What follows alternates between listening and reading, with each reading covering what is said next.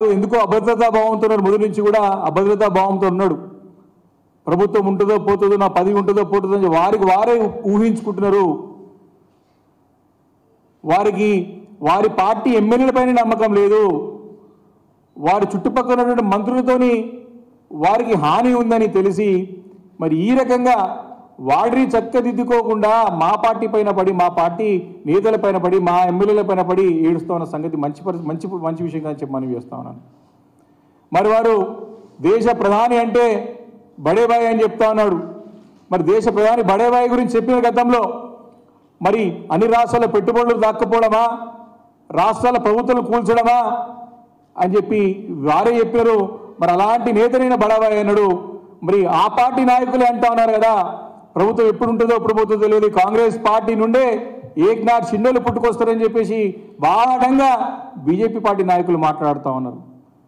నీ పార్టీలో నీకు పట్టు లేకుండా, నీ పార్టీ ఎమ్మెల్యేల పైన కమాండ్ లేకుండా మరి ఏదో అభద్రత భావంతో గేట్లు తెరిస్తే మా ఎమ్మెల్యేలందరూ వస్తారు, బీఆర్ఎస్ పార్టీ ఎమ్మెల్యేలందరూ వస్తారు, వారే ప్రభుత్వాన్ని కాపాడుకుంటారంటే ఎంత వారి యొక్క మానసిక స్థితి ఏ రకంగా ఉందో మనం అర్థం చేసుకోవచ్చు.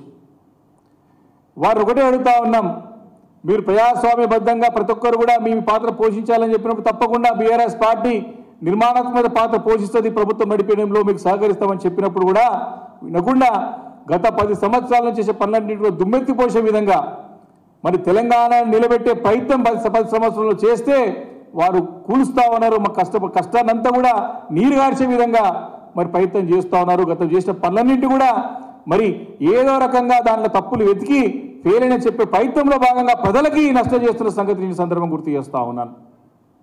కాబట్టి దీన్ని తీవ్రంగా మేము ఖండిస్తూ ఉన్నాం.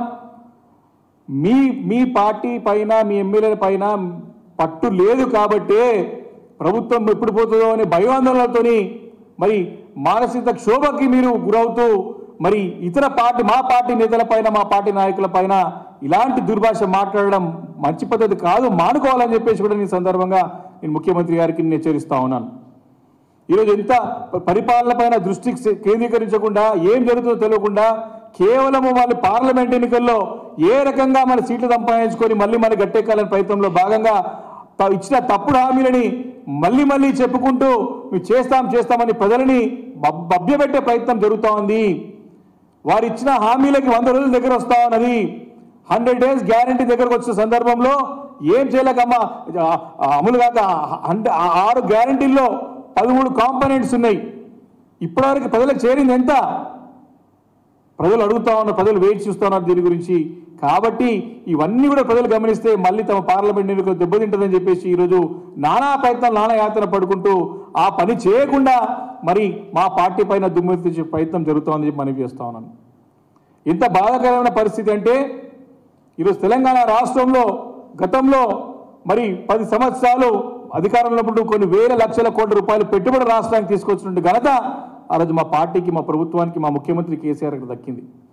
మరి ఈరోజు మరి గతంలో అప్పుడు కేటీఆర్ గారు పురపాలక శాఖ మరియు ఇండస్ట్రియల్ మినిస్ట్రీ ఉన్నప్పుడు మరి కేన్స్ అనే సంస్థ మరి అప్పుడు కర్ణాటక నుంచి మన రాష్ట్రానికి రావడానికి ప్రయత్నం చేసి మరి సుమారు 5,000 కోట్ల రూపాయల పెట్టుబడులతో వాళ్ళు వేరే రాష్ట్రానికి పోయే పరిస్థితి ఉంటే ఆ కేన్ సంస్థ వారిని మాట్లాడి ఒప్పించి తమకు స్థలం ఎక్కడ కావాలో, ఫాక్స్కాన్ పక్క కావాలంటే 10 రోజుల్లో ఆ స్థలాన్ని కేటాయింపు చేసి వారికి అన్ని ఏం కావాలో సమకూర్చి మరి 3 నెలల్లో ఆ యొక్క శంకుస్థాపన కార్యక్రమాలు కూడా, భూమి పూజ కార్యక్రమాలు జరిపిన పరిస్థితి ఉన్నది. మరి ఈరోజు ఇక్కడ ప్రభుత్వం నిద్రావస్థలో ఉన్నది. కేవలం రాజకీయాల గురించే మాట్లాడుతున్నారు, ప్రజల బాగు గురించి మాట్లాడుతున్నారు. కేవలం ఇప్పుడు కూడా అధికార సంగతి మర్చిపోయి విపక్ష పార్టీలుగా వ్యవహరిస్తూ ఉన్నది. 5,000 కోట్ల రూపాయలు పెట్టుబడి కేన్స్ అనే సంస్థ గుజరాత్ తరలిపోతా ఉంటే నిద్రపోతున్నారు. దీనిపైన స్పందన లేదు, దీనిపైన మాట్లాడే నాదుడే అని చెప్పి సందర్భంగా మనవి చేస్తూ ఉన్నా. తమ ప్రభుత్వం ఎట్లా నిలబెట్టుకోవాలి, రాజకీయాలు ఎట్లా నిలదొక్కోవాలా, తమ ఎంపీ పదవులు ఏ రకంగా తెచ్చుకోవాలనే ధ్యాస తప్ప ప్రభుత్వం పరిపాలన పైన ఇలాంటి దృష్టి కేంద్రీకరించకుండా, పట్టు బిగించకుండా మరి వాడు చాలా ఈజీగా చాలా మరి వ్యవహరిస్తున్న సంగతి మనవి చేస్తారు. దానికి ఉదాహరణ మరి కేఎస్ అనే సంస్థ వారు ఈరోజు గుజరాత్కు తరలిపోతున్నట్టు అన్ని ప్రధాన శీర్షికల్లో వచ్చిన సంగతి సందర్భంగా మనవి చేస్తా ఉన్నాను. చాలా స్పష్టంగా క్లారిటీగా కష్టపడి తీసుకొచ్చినటువంటి పెట్టుబడులు ఇవి 5,000 కోట్ల రూపాయల పెట్టుబడులు తీసుకొస్తే ఆ కంపెనీని కాపాడుకోలేక ఈరోజు నిస్సహాయ పరిస్థితిలో ప్రభుత్వం ఉన్న సంగతి ఈ సందర్భంగా మనవి చేస్తా ఉన్నాను. చాలా స్పష్టంగా రాసినట్టు దీనిలో మరి సుమారు 5 నెలలు అయింది అక్కడ భూమి పూజ చేసుకొని మరి వారు ఏర్పడే సిద్ధంగా ఉన్నప్పుడు మరి గుజరాత్ పోతున్నట్టు అధికార యంత్రాంగం తెలిసినా అనే నోరు మెదిపెట్టలేదంటే మరి ప్రభుత్వం ఏ రకంగా అధికార పట్టుందో మనకు అర్థమవుతా ఉన్నది. కానీ గుజరాత్ తరలిపోతున్నటువంటి ఈ సంస్థని కాపాడుకోవాలా, తిరిగి రాష్ట్రంలో నిలదొక్కునే విధంగా వారికి అవసరమైనటువంటి అన్ని వనరులు అన్ని కూడా పర్మిషన్లు కానీ అన్ని కూడా కేటాయించి వారికి అందరూ కాపాడుకునే బాధ్యత ప్రభుత్వం తీసుకోవాలని చెప్పేసి నిన్ను సందర్భంగా నేను మనవి చేస్తా ఉన్నా.